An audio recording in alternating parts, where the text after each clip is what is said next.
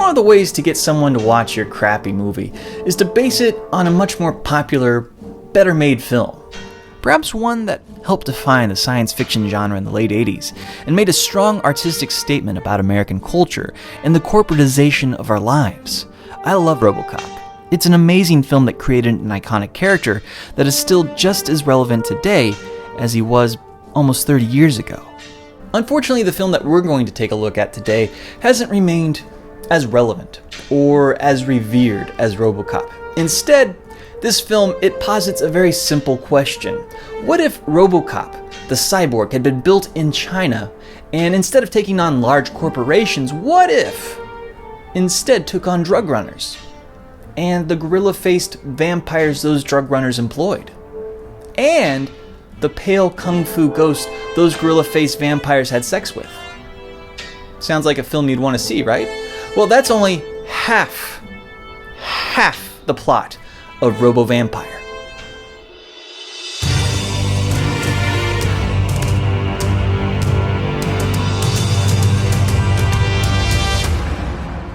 John Airy here with AintItCool.com today, talking about a film that so blatantly rips off Robocop, so poorly recreates his costume, and so awfully tries to make Hong Kong vampires cool that, well, I mean, we have to talk about this. First off, we're only going to be discussing half the film. This is one of those crummy thrown together, get it into American video stores quickly projects. Producers slapped together two unrelated movies and tried to edit them into one coherent story. The story that we get in this 90-minute piece of schlock makes absolutely no sense. So to keep things simple, we're just going to focus on the cyborg-vampire conflict of the piece, and the boring half of the movie that follows some mercenaries who have to go save a drug agent from some creeps, we're just going to ignore that part. Okay, so we have a drug cartel that has figured out a new way to ship illegal drugs to other countries. They use bodies of dormant vampires. Who would think to look inside a coffin for drugs? It's a brilliant strategy, right? The only danger, though, is you don't want to wake these vampires up or they'll come after you. I assume that it would just be easier to use regular dead bodies instead of dead corpses that have been turned into creatures of the night. But I guess the upside is you can recycle a vampire corpse, so yeah, I guess this whole thing kind of makes sense, yeah. Now, there's a big difference between vampires in Western culture and Asia. First off, vampires from Hong Kong don't walk, they hop.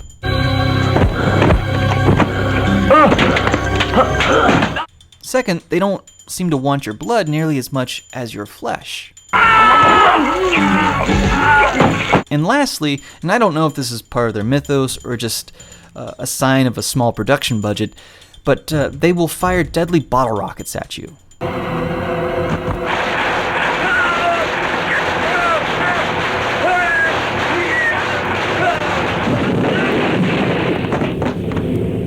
When the drug cops begin to cause too much trouble for the bad guys' operation, they come up with a brilliant plan.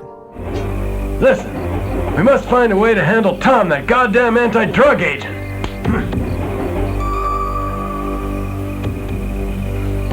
Boss, what are your plans then? I've employed a Taoist. He'll train vampires to deal with him.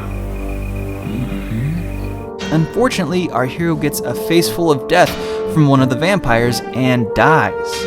Not even this high-tech hospital can save him.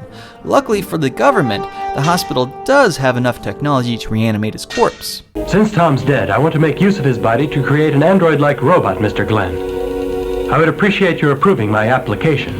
Time to turn the Zero into a hero. They fire up a blowtorch, get a can of sparkly silver paint, and voila! You've got this thing. While I don't remember anyone giving it a name, let's just refer to this abomination as Robo Slop. Robo Slop wants to track down the vampire who killed him and the evil dude who controls the undead drug running business. Luckily, the drug agents have plenty of duct tape and rubber bands in their arsenal because the vampires blow up Robo Slop in the first battle.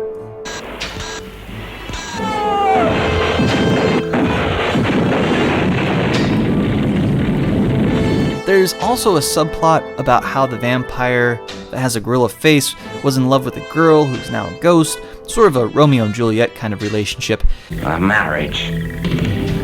A vampire and the ghost. With your magical powers, I'm sure you can make it. And Robo Slop busts in on them while they're getting it on.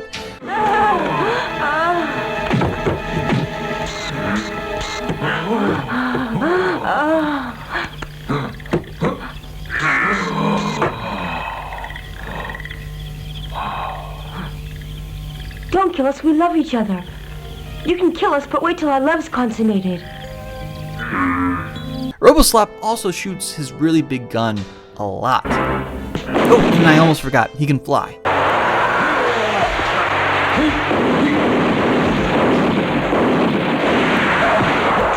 I bet Paul Verhoeven is just pissed off that he didn't think of this. Robocop flying, that's genius! You're probably asking yourself, John, of all the superhero movies in the world, why would you pick this one to talk about? Well, for starters, I think its ineptitude shows just how special Robocop actually is. When RoboSlop walks around with the machine sound effects or tries to mime the movements of a cyborg, it makes me appreciate Peter Weller's brilliant portrayal of Murphy. On paper, Robocop seems like it would be a stupid B-movie, but against all odds, it caught lightning in a bottle and resulted in something eloquent and wonderful. Also, I love to see how filmmakers from another country interpret our heroes, especially when they apparently don't have much money to work with. Drop your weapons. Come with me.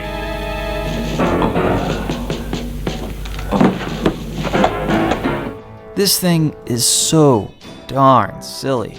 If you want a good laugh at the expense of some terrible genre filmmakers, well, you'd be hard-pressed to find anything that rivals the atrocities that you will find in this film. So, there you have it, Robo Vampire.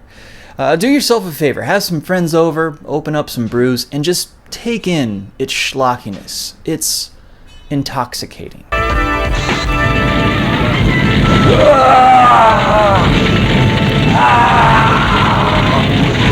Probably the world's finest blatant Robocop ripoff ever. If you know of a better one, I'd love to hear about it. Let me know in the comments below or hit me up on Twitter, and keep checking in with AintItCool.com for more news and reviews. I'm John Airy.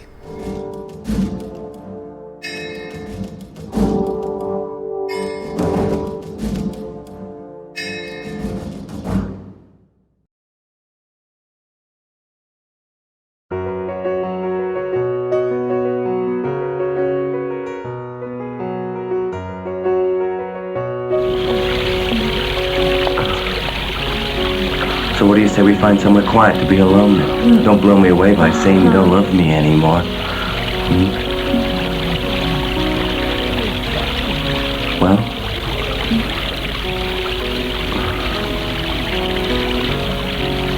Does this mean you don't love me anymore?